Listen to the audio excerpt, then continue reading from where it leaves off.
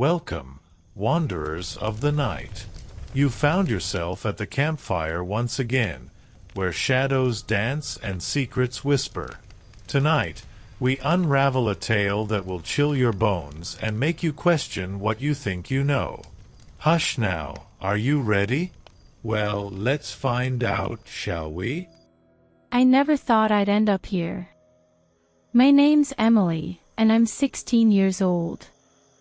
A few months ago, I got a babysitting gig for the Morrows. They were a wealthy family living in this big, old mansion on the edge of town. Mrs. Morrow was a tall, elegant woman, always dressed in expensive clothes. Mr. Morrow was quieter, but he had this intense look in his eyes that made me uncomfortable. The first time I went there, I was in awe of the place. High ceilings, fancy furniture, and this grand staircase that looked like something out of a movie. The Morrows had one little girl, Lily. She was about 6 years old, with blonde curls and a shy smile. The first few nights were fine. I'd put Lily to bed, and then spend the rest of the evening watching TV or doing homework. But after a week, things started to get weird. One night, I was sitting in the living room when I heard this strange noise. It sounded like scratching, coming from somewhere above me. I thought it was just an animal or something, but it kept going, and it started to freak me out. I decided to check on Lily. She was fast asleep, so I went back downstairs. The scratching continued. I tried to ignore it, but then I heard a faint whispering. I couldn't make out the words, but it sent chills down my spine. I wanted to leave, but I couldn't just abandon Lily.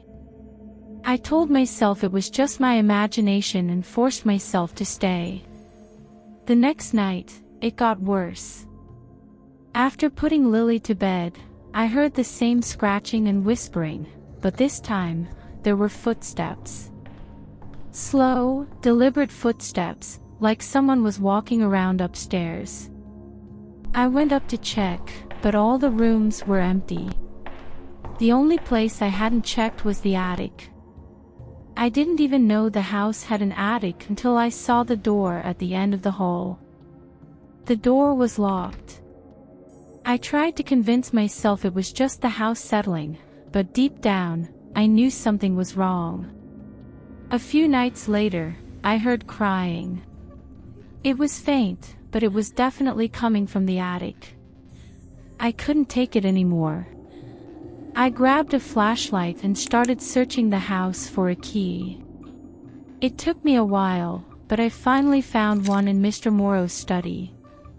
I made my way to the attic door, my heart pounding. The key fit, and the door creaked open. The smell hit me first, musty and stale, like the place hadn't been opened in years. I shone my flashlight around and saw boxes and old furniture covered in dust. Then I saw her. A girl, about my age, chained to the wall in the corner. She looked dirty and scared, her clothes torn. She looked up at me with wide, terrified eyes. "Help me," she whispered. I rushed over to her. "Who are you? What are you doing here?" "My name is Sarah," she said, her voice shaking. "I used to babysit for the Morrows too.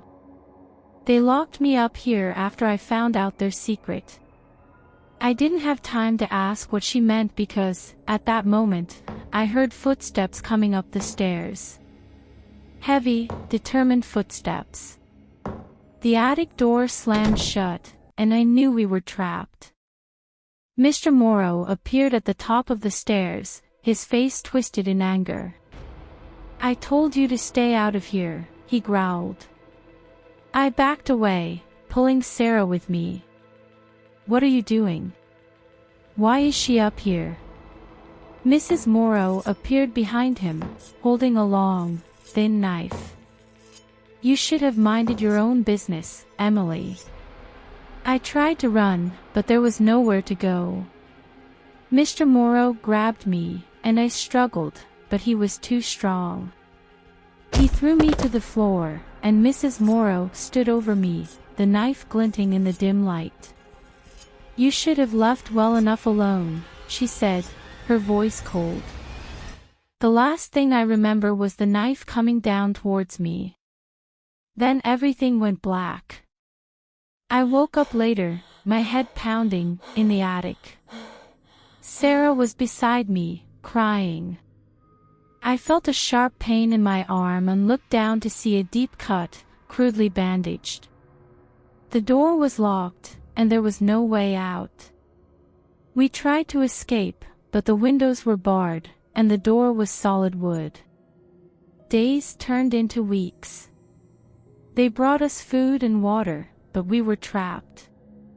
I don't know how long we were there, but it felt like forever. One night, Sarah and I were talking, trying to keep each other sane. She told me about the Morrow secret. They were into some kind of dark stuff, rituals and sacrifices. She had found their hidden room in the basement, filled with strange symbols and old books. That's when they locked her up. I realized I had to warn people, tell someone what was happening. I found an old notebook and a pencil among the junk in the attic and started writing everything down. Maybe, somehow, someone would find it. As I write this, I can hear them coming up the stairs. I don't know what they'll do to us, but I have to try and get this out there. If you find this, please, don't come to this house. Don't take the babysitting job. The Morrows are not what they seem. I hear the key turning in the lock now. I don't know what's going to happen, but I need to hide this before they find it. If you're reading this, please, get help. Save us. The door creaks open, and I know our time is up. I can hear Mr. Morrow's footsteps, heavy and deliberate, coming closer. And I know, in my heart, that we won't be leaving this attic alive. But if my story gets out, maybe someone else will. Maybe someone will stop them. I have to believe that. So, there you have it. A tale of terror, right from the shadows of our world. Keep your eyes open and your wits about you, for you never know what darkness lurks just beyond the light. Until next time, wanderers, stay safe and beware. Hush.